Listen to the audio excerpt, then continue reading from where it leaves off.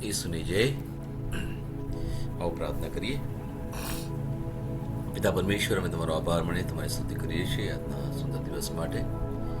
આજનો શનિવાર, અને શનિવારે આપણે ખાસ લોકોને માટે પ્રાર્થના કરીએ છીએ. ત્યારે પ્રભુ, અમે તમને પ્રાર્થના કરીએ છીએ કે તમારી દયા અને કૃપાથી અમે જે કંઈ બોલીએ પ્રભુજી, જે કંઈ વચન વાંચીએ એ દ્વારા પ્રભુજી તમે અમને પ્રેરણા આપો, જેથી તમારા પવિત્ર આત્મા દ્વારા હું સુયોગ્ય રીતે બોલી શકું.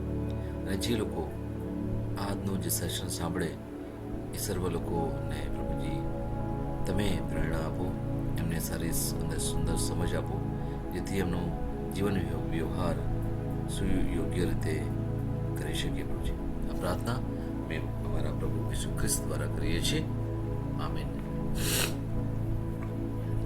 આજનો આપણો જે મુખ્ય વિષય છે એ ખાસ કરીને જે પરિણીત અને જે લગ્ન કરવા જે ઈચ્છુક યુવક યુવતીઓ હોય એમના માટેનું સેશન છે, અને એમના માટે આપણે આજે પ્રાર્થના કરીશું. ઉત્પત્તિનો 2 અધ્યાય એની 21મી થી 23મી કડી.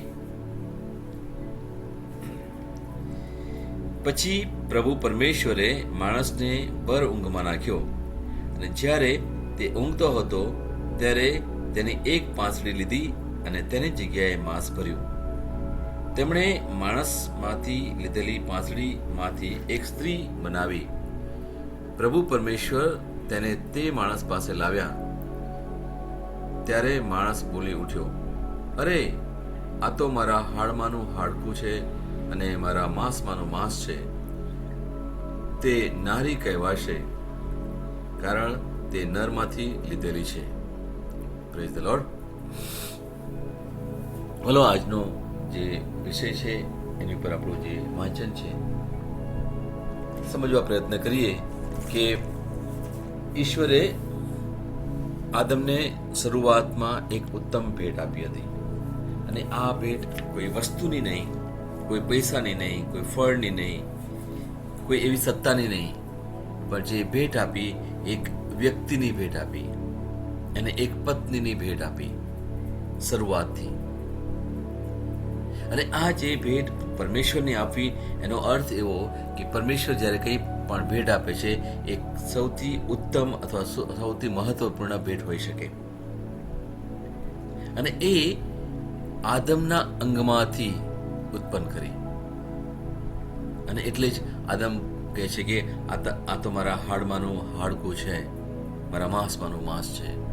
એનો અર્થ એ જ થયો કે આ પત્ની એ જ મારા જેવી જ છે. એમાં કોઈ ભેદ નથી, એમાં કોઈ તફાવત નથી. જ્યારે પરમેશ્વરે આ ભેટ આપી ત્યારે પતિએ તરત જ સ્વીકારી લીધી, સહર્ષ સ્વીકારી લીધી. અને પરમેશ્વરની આ દ્વારા એક ઈચ્છા પણ હતી કે એ લોકો એમનો વંશ વેલો વધારે. અને એ જ સમયે શૈતાનને જ્યારે ખબર પડી ત્યારે એની જે યુક્તિઓ હતી, એની જે ચાલ હતી એ એણે ચાલવાનો પ્રયત્ન કર્યો. શું કરવા માટે? કે આ ભેટને એ આદમથી દૂર કરવા માટે. આ બંને વચ્ચે જે લોકો પ્રેમથી, આનંદથી, શાંતિથી જીવન જીવે છે એ લોકોને વચ્ચે તડ પાડવા માટે આ શૈતાનની ચાલ હતી શરૂઆતથી. વલાઓ, આજે જો આપણા સમાજમાં, આપણા કુટુંબોમાં આ પ્રમાણે થઈ રહ્યું હોય, જે પતિ પત્ની વચ્ચે ઝઘડા ચાલતા હોય, અણસમજ હોય, કે કોઈ પણ બાબતે એ લોકો એકબીજાની સાથે સંમત ના થતા હોય, તો સમજી લેવાની જરૂર છે કે આ શૈતાનની એક ચાલ છે. શૈતાન નથી ઈચ્છતો કે એક પુરુષ અને સ્ત્રી સાથે શાંતિથી, પ્રેમથી, આનંદથી રહે. એ નથી ઈચ્છતો કે એ લોકો પ્રભુનું ભજન કરે, એ પ્રભુની આરાધના કરે. અને એટલા જ માટે એક યા બીજી રીતે એ એની યુક્તિ વાપરે છે. પૃથ્વીની શરૂઆતથી અત્યાર સુધી હજારો વર્ષો થઈ ગયા, અને આ હજારો વર્ષમાં શૈતાન એક જ ચાલ ચાલે છે, એ છે એક પતિ અને પત્નીને વચ્ચે ફૂટ પાડવાનો, પતિ ને પત્ની વચ્ચે એક ગેરસમજ ઊભી કરવાનો. પતિના મનમાં અમુક વિચારો મૂકી દેવાના અને પત્નીના મનમાં અમુક અલગ વિચારો મૂકી દેવાના, અને આ દ્વારા એ લોકોને હંમેશા પ્રયત્ન કરતો રહેશે જેથી આ લોકો એક ના થાય, જેથી એ લોકો એકબીજાની સાથે પ્રેમ ભાવથી ના જીવે. આ મૂળ પર હુમલો કર્યો કહેવાય. એટલે એ એના જે પેતરા છે હંમેશા ઘડ્યા કરે છે. એટલા જ માટે એક પતિ અને પત્નીએ ખાસ બાબત સમજવાની જરૂર છે કે જ્યારે આપણે ચર્ચમાં જ્યારે લગ્ન કરીએ છીએ ત્યારે એક પેલા રજિસ્ટરમાં આપણે જે સહી કરીએ છીએ એ ફક્ત સહી પૂરતું નથી, આ પરમેશ્વરનો એક કરાર છે. એ પતિ પત્ની અને પરમેશ્વર વચ્ચેનો એક કરાર કહેવાય.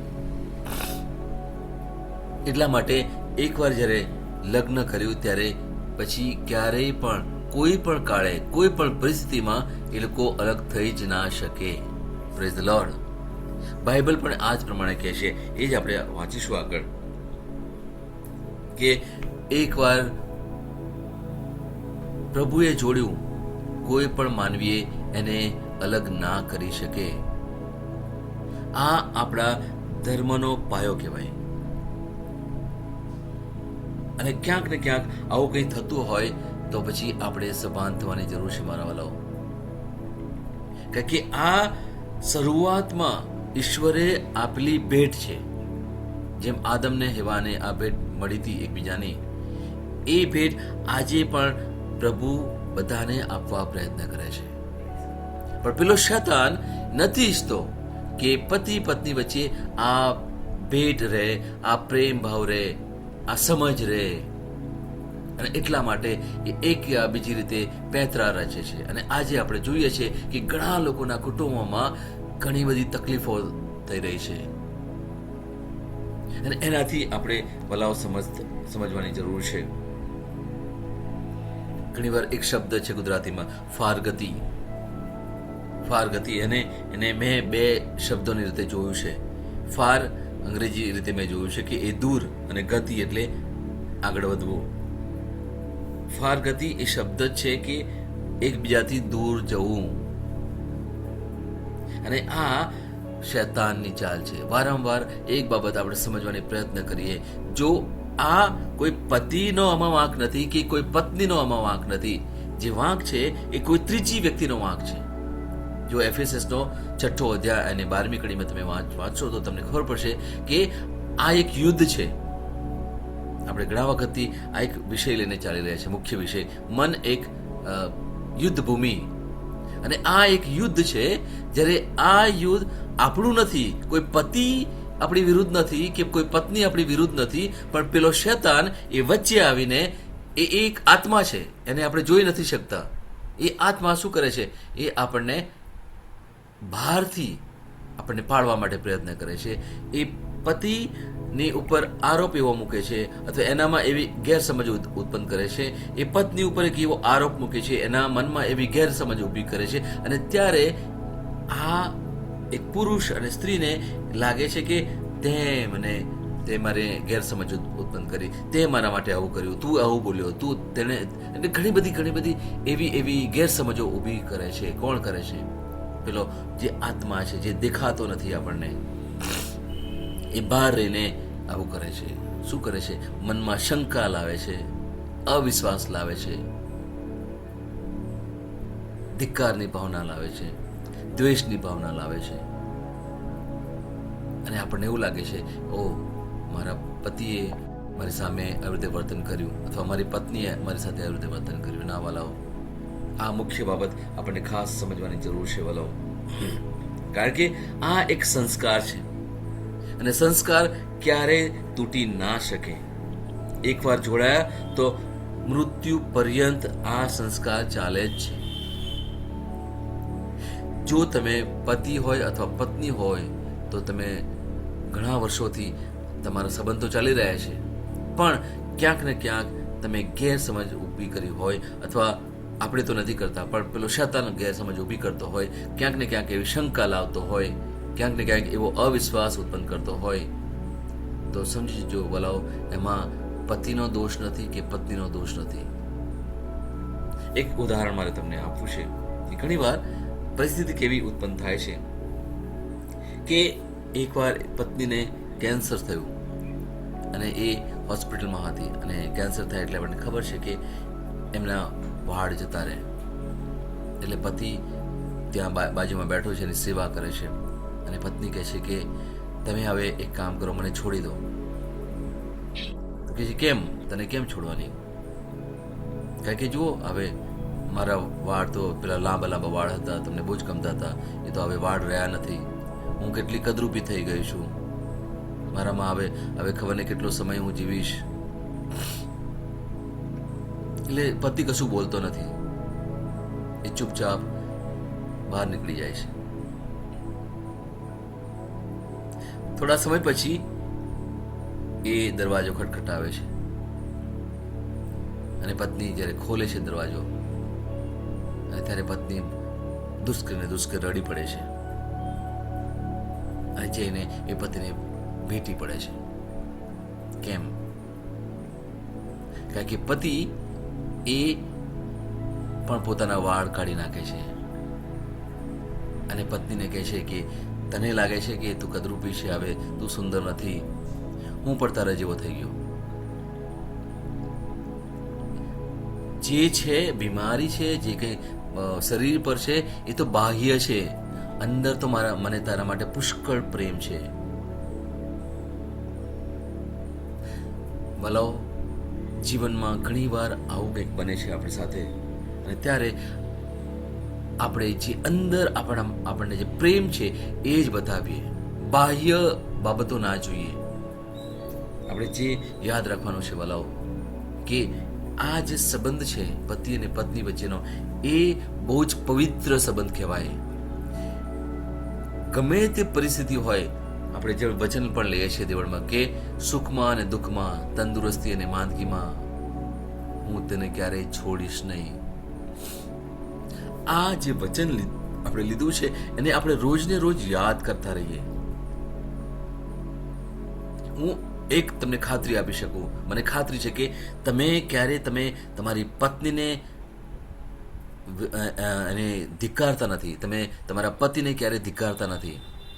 પણ અમુક એવી પરિસ્થિતિ થઈ જાય છે ત્યારે પછી આપણને ક્યાંક ને ક્યાંક ઊણું લાગે છે. એ બાબતથી આપણે સભાન થવાની જરૂર છે, કારણ કે દિલમાં તો આપણને પુષ્કળ પ્રેમ છે, અને આ પ્રેમ કોણે આપ્યો? પ્રભુએ આપણે આ પ્રેમ આપ્યો છે સામેની વ્યક્તિ માટે. એટલે જિંદગીમાં તમે જોશો, ઘરમાં આપણી પાસે આપણા બાળકો છે, આપણા મા બાપ પણ હશે, અથવા બીજા સગાવાલાઓ પણ હશે, ભાઈ બહેનો હશે, બધા હશે, પણ એ બધા સંબંધોમાં સૌથી ઉત્તમ અને સૌથી મહત્વપૂર્ણ, જે સૌથી પવિત્ર, આપણે બીજા સંબંધોને આપણે અપવિત્ર નથી કહેતા, પણ જે સૌથી મહાન, જે પ્રભુએ આપણને એક સંબંધ આપ્યો છે, એ છે એક પતિ અને પત્ની વચ્ચેનો પ્રેમ. આ સુંદર સંબંધ કહેવાય.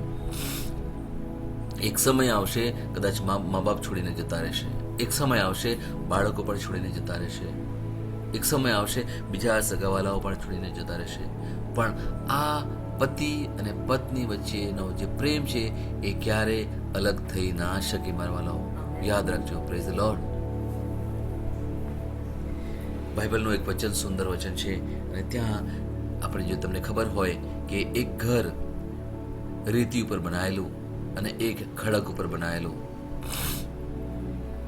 રેતી ઉપર બનાવેલું જે ઘર છે એ જલ્દી બની જાય, કારણ કે એમાં બહુ મહેનત કરવાની જરૂર નથી.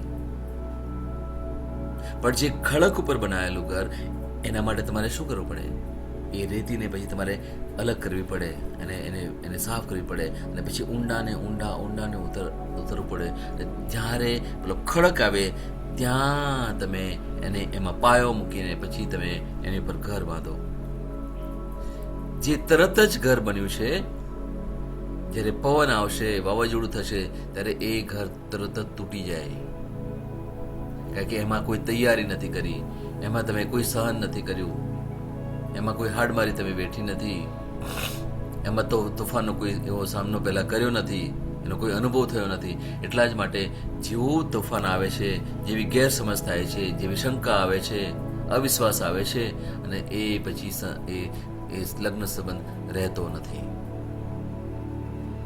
પણ જે પતિ પત્નીએ પોતાના જીવનમાં હાડમારીઓ વેઠી છે, તમે દુઃખમાં તમે એકબીજાને મદદ કરી છે, તકલીફમાં એકબીજાને મદદ કરી છે, કદાચ નાણાકીય તકલીફ આવી હોય કે બીમારી આવી હોય કે કોઈ પણ એવી પરિસ્થિતિ તમારા જીવનમાં આવી હોય, અને એ જ વખતે તમે જ્યારે પતિએ અને પત્નીએ એકબીજાનો હાથ પકડીને જીવનમાં આગળ ને આગળ વધ્યા હોય, ત્યારે એ કહેવાય કે તમે તમારો જે સંબંધ છે, તમારું જે ઘર છે, એ ખડક ઉપર બાંધ્યું છે અને ક્યારે એ તૂટે નહીં. Praise the lord. અને મને ખાતરી છે આજે જેટલા લોકો અહીંયા સાંભળે છે, તમે જીવનમાં જુઓ કેટલી બધી પરિસ્થિતિનો સામનો કર્યો છે, બીમારી આવી છે છતાં પણ તમે એકબીજાનો સાથ નથી છોડ્યો, નાણાકીય તકલીફ આવી છે તમે સાથ નથી છોડ્યો, ઘરમાં એવી મુશ્કેલીઓ આવી છે તમે એકબીજાનો સાથ નથી છોડ્યો. અને પરમેશ્વરને આ સંબંધથી બહુ જ આનંદ છે, તમને બહુ જ પુષ્કળ પ્રેમ કરે છે, કારણ કે તમે એ વાવાઝોડુંને સમજ્યા છો, એ જે ભારે પવન ફૂંકાયો તમારા જીવનમાં એને પણ તમે સમજ્યા છો, અને પ્રભુને વચ્ચે રાખીને તમે એ સંસ્કારને તમે આગળ લઈને વધ્યા છો, અને એટલા જ માટે આજે પણ તમે સાથે છો. Praise the lord. આ જે સંબંધ છે વાલાઓ, તમે સમજ્યા છો કે કેટલો ઉત્તમ સંબંધ છે, કેટલો પ્રેમાળ સંબંધ છે, અને એટલા જ માટે આપણે શું કરીએ છીએ, ક્યારેય પણ આપણે અલગ થવા નથી પ્રયત્ન કરતા. પરિસ્થિતિ આવે છે, કદાચ અમુક વાર બોલાબોલી થાય, અમુક વાર કદાચ દુઃખ થાય, અમુક વાર નિરાશા આવે, પણ છતાં પણ આપણે એકબીજાને છોડવા માટે પ્રયત્ન નથી કર્યો. આપણે હંમેશા સાથે રહ્યા છે, અને એ બાબતથી આપણે સભાન થવાની જરૂર છે વાલો. આજે આપણે ઘણીવાર જોયું છે કે એક પતિ અને પત્ની એ કદાચ પ્રેમ લગ્ન હોઈ શકે અથવા સમાજ દ્વારા એ લગ્ન થયું હોય. એમને કહે છે લવ મેરેજ ઓર અરેન્જ મેરેજ. એનાથી કોઈ ફરક નથી પડતો વાલાઓ. જ્યારે એક પુરુષ અને સ્ત્રી એક સાથે એક ઘરમાં રહે છે, ત્યારે જો એ લોકો શરૂઆતથી તૈયાર ના થયા હોય, જ્યારે એ લોકો શરૂઆતથી એ લોકોને એવું શિક્ષણ આપ્યું ના હોય, એવી સમજ આપી ના હોય, અને ત્યારે એમના જીવનમાં કોઈ પણ તોફાન આવે ત્યારે તરત જ એ લોકોના મનમાં વિચાર આવે છે કે હું તારી સાથે રહી ના શકું. મેં એવા પણ અનુભવ કર્યા છે કે પ્રેમ લગ્ન છે અને એક જ મહિનામાં એ લોકો છૂટાછેડા લેવા માટે તૈયાર થઈ જાય છે. પ્રેમ લગ્ન છે, વર્ષોથી એ લોકો એકબીજાનો પ્રેમ કર્યો અને એ લોકો લગ્ન કરવા ઉત્સુક હતા, પણ જેવું લગ્ન થયું અને એક મહિનાની અંદર જ એ લોકો એકબીજાને કહે છે કે હવે અમે એ લોકો એકબીજાની સાથે રહી નહીં શકીએ. શું થયું? થયું એ કે એ લોકોનું ઘર રેત ઉપર બંધાયેલું હતું. એ લોકો તૈયાર નહોતા માનસિક રીતે અને શારીરિક રીતે કે આર્થિક રીતે પણ, કે એ લોકો એકબીજાની સાથે રહી શકે એવા તોફાનમાં પણ. અને એટલા જ માટે આજે આપણે આપણા સમાજમાં અને બીજી જગ્યાએ પણ લગ્નમાં ભંગાણ પડતું જોઈએ છીએ. અમારી પાસે એવા કેસ પણ આવે છે. એક એવો કેસ આવેલો જે પતિ પત્નીએ કોર્ટમાં એમણે એમની અરજી પણ આપી દીધેલી અને છૂટાછેડવાની તૈયારી પણ કરેલી.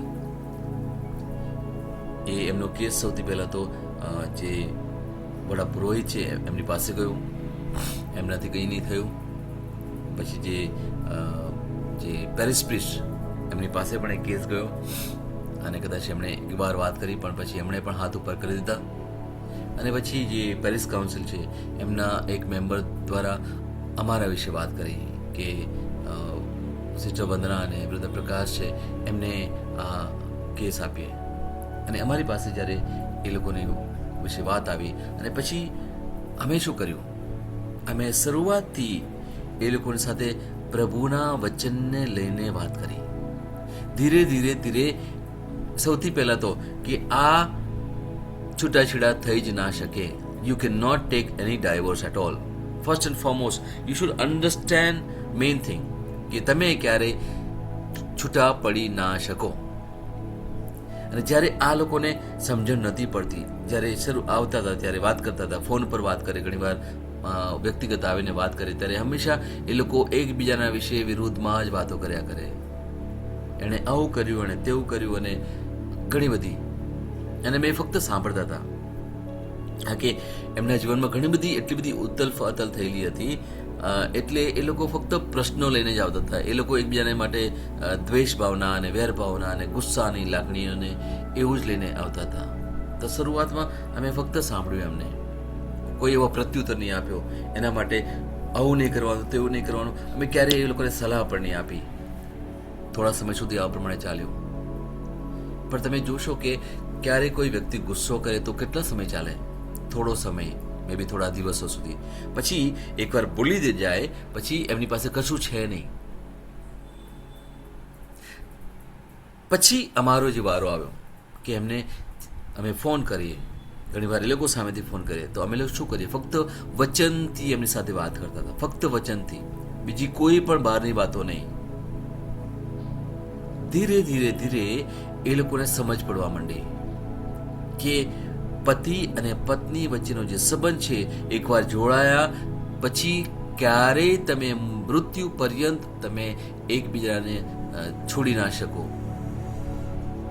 સ્વર્ગતિ અથવા છૂટાછેડા વિશે તમે વિચારી પણ ના શકો. એ વિચારવું પણ એ પાપ કહેવાય. અને જ્યારે એમને આ સમજણ પડી ત્યારે ધીરે ધીરે ધીરે એ લોકોનામાં પ્રેમની લાગણી આવવા માંડી. ઓછામાં ઓછું 5 થી 6 મહિના લાગ્યા આ લોકોની સાથે સમજાવવા માટે અને એ લોકોની સાથે કે એક સુમેળ કરાવવા માટે. એક સમય આવ્યો, વાલાઓ યાદ રાખજો, એક સમય આવ્યો ત્યારે પત્ની હવે પૂછે છે કે હું મારા પતિને ફોન કરું, કારણ કે અમે એ લોકોને કહ્યું હતું કે તમે એકબીજાને ફોન પણ નહીં કરતા. અમે ના પાડી હતી એ લોકોને એકબીજાને ફોન પણ કરવાની, કારણ કે અમને ખબર હતી કે ફોન કરશે તો શું થશે. હવે પત્ની કહે છે કે હું એને ફોન કરું, અને પછી ઓલમોસ્ટ 4.5 મહિના થયા ત્યાર પછી અમે કહ્યું કે હા ફોન કરું. પતિ પણ કહે છે કે હું હવે એની સાથે વાત કરું. અમે કહ્યું કે હા વાત કરું. ક્યારે અમે કહ્યું? કે જ્યારે એમના દિલમાં પતિને પત્ની માટે પ્રેમ ઉભર્યો અને પત્નીને પતિ માટે પ્રેમ આવ્યો, ત્યારે અમે કહ્યું કે હવે તમે એકબીજાના સાથે વાત કરો. અને પછી એક સમય આવ્યો ત્યારે અમે, પત્ની તો બીજા શહેરમાં હતી, ત્યારે પછી એને અમે બોલાવી, આ પતિને અમે બોલાવ્યો, અને પછી અમે સાથે અમારું જે ઇન્સ્ટિટ્યૂટ છે ત્યાં બોલાવીને એ લોકોની સાથે અમે વાત કરી. આખી બાબત અમે સમજાવી કે લગ્ન સંબંધ શું છે, એને કેવી રીતે તમે આગળ વધાવી શકો. કારણ કે એમને એક નાની એક પુત્રી પણ હતી. એટલે એમાં અમે કહ્યું કે જો તમે લગ્ન સંબંધમાંથી છૂટા પડો તો એની અસર આ સીધી તમારા બાળક ઉપર પડે. શૈતાન નથી ઈચ્છતો કે તમે અલગ થાઓ. જો તમે અલગ થાઓ તો તમારું કે ને વંશવેલો ત્યાં અટકી જાય, અને વંશવેલો જો અટકી જાય તો એ પરમેશ્વરની જે ઈચ્છા છે એ ઈચ્છા પૂર્ણ ના થાય. એટલે પરમેશ્વરની યોજના અહીંયા નિષ્ફળ જાય. શૈતાનની એ જ ઈચ્છા છે, એ જ યોજના છે કે એક પતિ અને પત્નીને છૂટા પાડવાના, એ પતિ અને પત્ની વચ્ચે અશાંતિ ઊભી કરવાની, જેથી પરમેશ્વરની ઈચ્છા પૂરી ના થાય. જો કોઈના પણ ઘરમાં આ પ્રમાણે જો ચાલતું હોય તો મારા વાલાઓ યાદ રાખજો, પરમેશ્વરની યોજના છે કે આપણે હંમેશા જોડેલા રહીએ. પરમેશ્વરની યોજના છે કે આપણા કુટુંબમાં પ્રેમ, શાંતિ, આનંદ રહે. પરમેશ્વરની યોજના છે કે આપણો વંશવેલો આગળ વધે.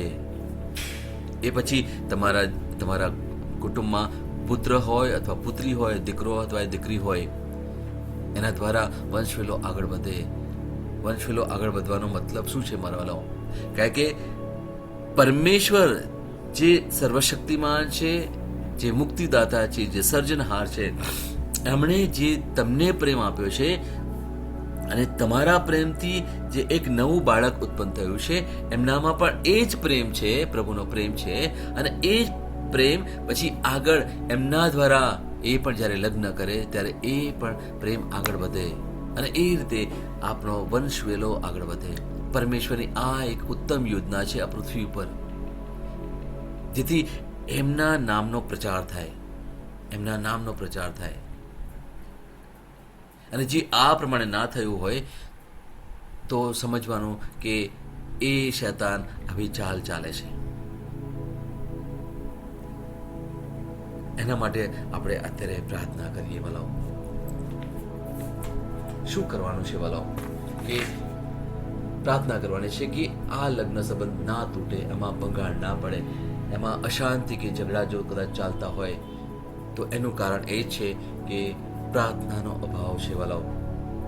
પતિ અને પત્ની એકબીજા સાથે બેસીને પ્રાર્થના કરવાની છે, બાઇબલનું વાંચન વાંચવાનું છે. અને પ્રાર્થનામાં શું કરવાનું છે કે જો એકબીજા વચ્ચે ગેરસમજ ઊભી થઈ હોય, કોઈ પણ રીતે ઝઘડા થયા હોય તો આપણે એકબીજાને માફી આપવાની છે વાલાઓ. પોતે માફી માંગવાની છે અને બીજા સામેની વ્યક્તિને માફી પણ આપવાની છે વાલાઓ. આ એક ઉત્તમ કાર્ય આપણે કરી શકીએ વાલાઓ. કારણ કે આપણે એકલા રહી ના શકીએ. આપણે આપણું આ જે યુદ્ધ છે એ એકલાનું નથી, આ બંનેનું યુદ્ધ છે, એ આપણે સમજીએ. બીજું છે કે આપણે આરાધના અને ભક્તિ આપણે કરવી પડે. અને એ પણ એક વ્યક્તિને, સામાન્ય રીતે હું ઘણી વાર જોઉં છું કે બહેનો આવી પ્રાર્થનાઓમાં આવે છે મોટે ભાગે, પણ પુરુષો નથી હોતા. પણ અહીંયા પ્રભુ ઈચ્છે છે કે પુરુષે પ્રાર્થના કરવાની છે. બહેનો તો કરે છે. જ્યારે પુરુષ જ્યારે પ્રાર્થના કરે છે ત્યારે ચોક્કસ તમારા જીવનમાં, તમારા કુટુંબમાં, તમારા સંબંધમાં પ્રભુ તરત જ કામ કરે છે, એ કરી શકે. અને શૈતાન ત્યાં અટકી ના શકે, ત્યાં તમારા એની કોઈ ચાલ ચાલી ના શકે. કારણ કે અહીંયા જે પુરુષ છે એ કહેવાય છે કે એક મોભી છે, એ મધ્યસ્થી છે. ઈસુ પછીનો જે વ્યક્તિ આવે છે એ પુરુષ આવે છે અને પછી આવે છે પત્ની. એટલે પુરુષે ખરેખર પ્રાર્થના કરવાની ખાસ જરૂર છે. પત્ની કરે ચોક્કસ એનું તો ફળ મળે છે. ત્રીજી બાબત છે કે બાઇબલનું વાંચન. બાઇબલનું વાંચન રોજ ને રોજ આપણે વાંચવાનું છે, સાથે મળીને એની ઉપર ચર્ચા વિચારણા કરવાની છે જ્યારે પણ તમે મળતા હોય. ચોથું છે અંગત સમય તમારે એકબીજાને સાથે ગાળવાનો છે. શૈતાન નથી ઈચ્છતો કે ક્યારે પણ આ પ્રમાણે તમે સાથે જીવન ગાળી શકો. અંગત જીવન ગાળવાનો એ બહુ જ ઉત્તમ સમય કહેવાય. અને ત્યારે તમે એકબીજાની સાથે ચર્ચા વિચારણા કરીને તમારા જીવનમાં કેવી રીતે પ્રેમ, શાંતિ અને આનંદ લાવી શકો, પ્રભુની શું ઈચ્છા છે આ સંબંધ દ્વારા, એમાં કેવી રીતે આપણે વિકાસ પામી શકીએ, કે એમાં કેવી રીતે આપણે આગળ વધી શકીએ, એ પ્રભુની ઈચ્છા છે. એના માટે અંગત સમય આપણા જીવનમાં હોવો જોઈએ. અને મેં કહ્યું એ પ્રમાણે છેલ્લે કે આપણે પોતાની જાતને સામેને આગળ માફી માગવાની છે અને સામેની વ્યક્તિને પણ માફ કરવાની છે વાલાઓ. જો આપણે આટલું કરીશું તો તમે જોશો કે ધીરે ધીરે આપણા સંબંધમાં પ્રેમ આવશે. અને એના માટે આપણે આજે ઈશ્વરને પ્રાર્થના કરીએ. પિતા પરમેશ્વર, અમે તમારો પુષ્કળ આભાર માની તમારી સ્તુતિ કરીએ છીએ આજના સુંદર સમય માટે પ્રભુજી. આજે જે કંઈ વિષય તમે અમને આપ્યો પતિ અને પત્ની વચ્ચેના સંબંધ વિશે, પ્રભુજી તમારો પુષ્કળ આભાર માને છે. શરૂઆતથી તમે આદમને જે ભેટ આપી હતી હેવાની, અને આજે પણ એક પતિને પત્નીનો એક ઉત્તમ ભેટ આપી છે, ત્યારે પ્રભુજી શૈતાનની કોઈ ચાલ ના ચાલી શકે એ માટે પ્રભુજી અમે હંમેશા અમે તમને વળગી રહીએ પ્રભુજી. અમે તમારી આગળ આવીને પ્રાર્થના કરીએ પ્રભુજી. આ સંબંધમાં પ્રભુજી તમે વચ્ચે આવો પ્રભુજી. પ્રભુ ઈસુ તમે અમારી વચ્ચે રહો પ્રભુજી. ક્યારેય પણ અણસમજ થાય, ક્યારે ગેરસમજ થાય તે પ્રભુ તમે મધ્યસ્થી બનો પ્રભુજી. અમે બીજાને ટકોર ના કરીએ, પણ પ્રભુ અમે ફરિયાદ એકબીજાની વચ્ચે લઈને ના આવીએ, પણ પ્રભુજી ફરિયાદ હોય તો હું તમારી પાસે આવું પ્રભુજી, તમને વાત કરું પ્રભુજી, જેથી તમે અમને સાચી સલાહ આપો અને કેવી રીતે પ્રેમથી, આનંદથી અને શાંતિથી અમે જીવન જીવી શકીએ એની માટે તમે સવજ આપો પ્રભુજી. પ્રભુ તમારો આભાર માની તમે સ્તુતિ કરી છે પ્રભુજી, આ સુંદર સમજ માટે, આ સુંદર સંબંધ માટે પ્રભુજી. હવે પછીનો સમય અમે તમારે ચરણે ધરીએ છીએ પ્રભુજી. તમારો આભાર માની તમે સ્તુતિ કરીએ પ્રભુજી. અમારામાં કોઈ પણ ગેરસમજ હોય પ્રભુજી, આજે અને અત્યારે પ્રભુજી અમે એ દૂર કરીએ છીએ તમારી કૃપાથી પ્રભુજી. અત્યાર સુધીમાં કોઈ પણ અશાંતિ હતી પ્રભુજી, ઓ પ્રભુજી તમારી શાંતિની અમે ઈચ્છા રાખીએ છીએ પ્રભુજી. ક્યારેય નફરતની લાગણી ઊભી થઈ હોય, ક્યારેય ગુસ્સાની લાગણી હોય પ્રભુજી, ઓ પ્રભુજી અત્યારે ને અત્યારે તમારી કૃપા માંગીએ છીએ, જેથી અમે તમારા પ્રેમને પામી શકીએ, અમારા જીવનમાં પ્રભુજી પ્રેમ આવી શકે પ્રભુજી. જ્યારે પણ દુઃખની લાગણી ઉત્પન્ન થઈ હોય પ્રભુજી, ઓ પ્રભુજી અમે માંગીએ છીએ તમારો આનંદ અમારા જીવનમાં આવી જાય, અમારા સંબંધમાં પ્રભુજી તમારો આનંદ આવે પ્રભુજી, એ માટે અમે પ્રાર્થના કરીએ છીએ પ્રભુજી. કોઈ પણ બાબત હોય પ્રભુજી, અમે હંમેશા તમારી આગળ લઈને આવ્યા પ્રભુજી. એ ફરિયાદ પણ હોય અમે તમારી પાસે લઈને આવ્યા પ્રભુજી. તમે અમારા મધ્યસ્થી બનો પ્રભુજી. પ્રભુ ઈશુ તમે અમને હંમેશા જોડાયેલા રાખો પ્રભુજી. કોઈ શૈતાનના વાના ના ચાલે પ્રભુજી, પણ પ્રભુજી તમારા પ્રેમથી અમે હંમેશા જોડાયેલા રહીએ, અને સાથે સાથે અમારા બાળકોને જોડાયેલા રાખીએ પ્રભુજી, અમારા મા બાપને જોડાયેલા રાખીએ, અમારા બીજા ભાઈ બહેનો સગાવાલાઓને અમે જોડાયેલા રાખીએ પ્રભુજી. ઓ પ્રભુજી એ માટે અમે તમારી કૃપા માંગીએ છીએ, તમારી આગળ પ્રાર્થના કરીએ છીએ પ્રભુજી. હવે પછી હર હંમેશા અમે સાથે મળીને પ્રાર્થના કરીશું, આરાધના કરીશું, ભક્તિ કરીશું પ્રભુજી. અમે બાઇબલનું વાંચન વાંચીને પ્રભુજી અમે તમારી સાથે જોડેલા રહીએ. જ્યારે તમારી સાથે અમે જોડેલા રહીએ ત્યારે શૈતાનના કોઈ પણ વાના અમારા સંબંધમાં આડખીલી રૂપ ના બને પ્રભુજી. અમે હર હંમેશા એકબીજાને સ્વીકારીએ, પ્રેમથી સ્વીકારીએ અને હંમેશા તમારા પ્રેમમાં આગળ વધીએ પ્રભુજી. મારા કુટુંબમાં પ્રભુજી તમારો પ્રેમ, શાંતિ અને આનંદ બનતો રહે પ્રભુજી. ઓ પ્રભુજી એના માટે અમે તમારી આગળ પ્રાર્થના કરીએ છીએ પ્રભુજી. સહાય કરો પ્રભુજી, તમારી સહાય આપો પ્રભુજી. અત્યાર સુધીનું જીવન અમે જે કંઈ જીવ્યા પ્રભુજી, ઓ પ્રભુજી એના માટે અમે તમારી પાસે માફી માંગીએ છીએ પ્રભુજી. અમારાથી જે કંઈ ભૂલો થઈ ગઈ, અમારા વિચારથી, વાણીથી, વર્તનથી પ્રભુજી, ઓ એકબીજાના માટે જે પણ ભૂલો થઈ ગઈ એ માટે અમે તમારી આગળ માફી માંગીએ છીએ પ્રભુજી. અમને ખાતરી છે પ્રભુજી કે અમે ભૂલોનો સ્વીકાર કરી એ પહેલા પ્રભુજી તમે અમને માફ કરી દીધા છે, કારણ કે તમે તમારા પુત્રને ક્રુસ પર જોડી દઈને પ્રભુજી અમને પ્રભુ પાપની માફી આપી દીધી છે પ્રભુજી. ઓ પ્રભુજી એ પ્રેમ બદલ અમે તમારો આભાર માનીએ છીએ પ્રભુજી. હર હંમેશા અમે તમારા પ્રેમને વળગી રહીએ પ્રભુજી, અને એ જ દ્વારા અમે અમારા પતિ સાથે, અમારી પત્ની સાથે એક મય થઈને જીવન જીવીએ પ્રભુજી. એ માટે અમે પ્રાર્થના કરીએ છીએ પ્રભુજી. તમારો આભાર માની તમારી સ્તુતિ કરીએ પ્રભુજી.